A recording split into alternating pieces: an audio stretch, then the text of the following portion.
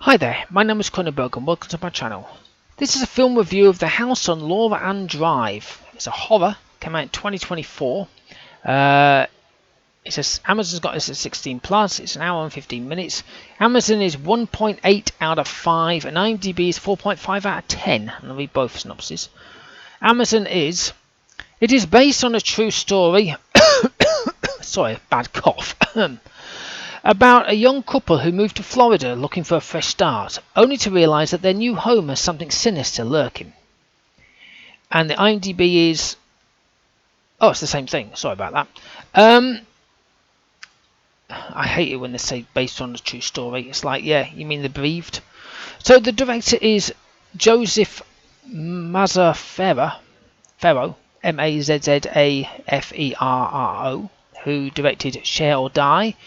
He also wrote it and also wrote Share or Die. Producer is Maz Appeal, who produced Scathing. And music was by Mikey Plastic, who did the music for Built on Graves. The cast, well, there's only three really.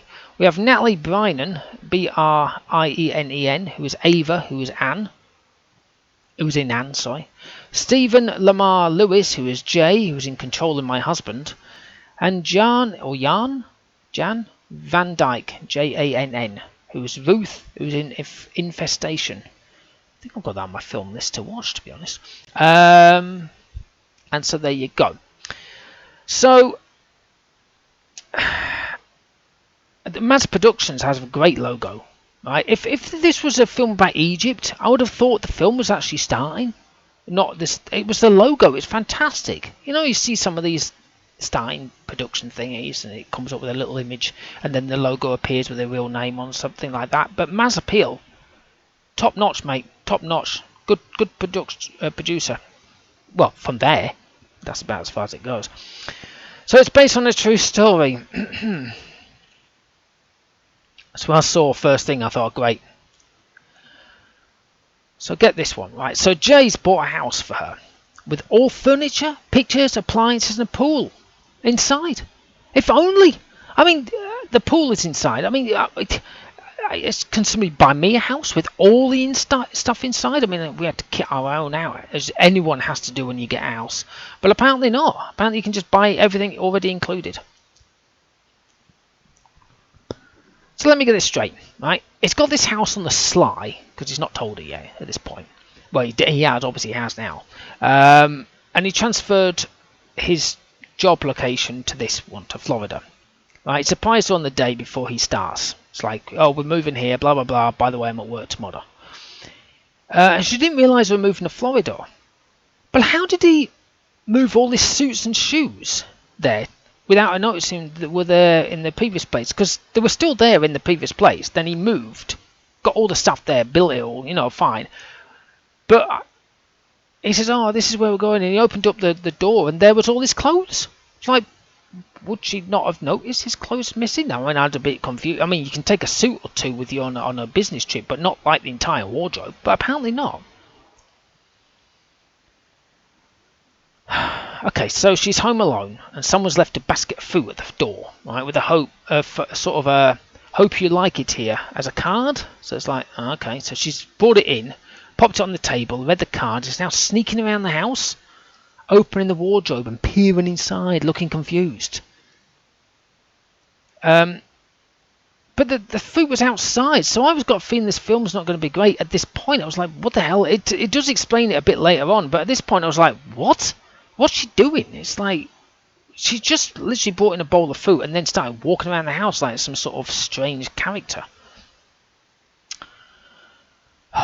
This happens so many times in films. By the way, if you can hear any gurgling, my washing machine's on. So, in the film, I guarantee it doesn't happen in my house. So, you're the only one in the house, right? And you think you hear a noise, and then you go, hello? Is anyone there? And it's like, no. If I was at home alone and I heard any noises, I'd turn the lights on, make as much noise as possible and ring the bloody police. But no, apparently not. What you normally do is you walk around the house going, hello? Hello, is there anyone there? Hello? Hello? Hello? It's like, what? Because, you know, Ubby's at work. And besides, you would probably say his name first. So she's alone a lot at the time, all alone, crapping herself at noises. It's like, oh, there's a noise. Oh, God. So she's chilling with this book called Alone. It's just like, good choice. I'm surprised you're not chilling with a book called, like, The Shining or something like that. So the movers have brought stuff from their old house. So she says, I'll leave it all in the garage. And then she went in there just after they'd gone, but there was nothing in there. I was like, where's all the stuff?